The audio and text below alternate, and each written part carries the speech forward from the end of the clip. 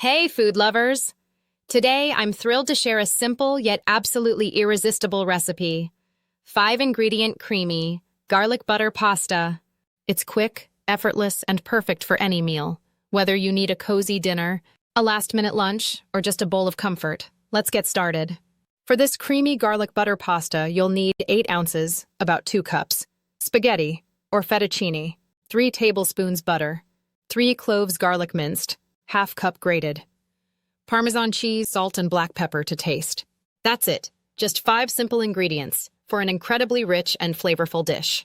You can also add red pepper flakes for a little heat, fresh parsley for a pop of color and freshness, and a squeeze of lemon for brightness.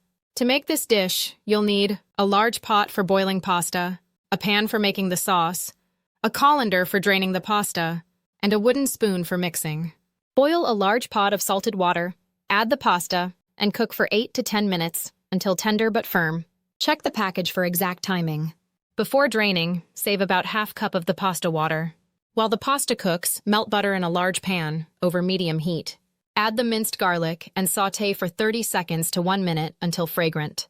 Add the drained pasta directly into the pan with the garlic butter.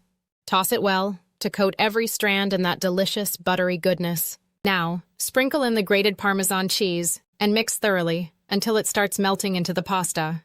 If the pasta looks too dry, add a little reserved pasta water to help create a silky, creamy sauce. Season with salt and black pepper to taste. Toss everything together one last time, ensuring the cheese and butter coat the pasta beautifully. Want to take it up a notch? Add red pepper flakes for a little heat, fresh parsley for a pop of color and freshness, and a squeeze of lemon balances the richness with a fresh zing.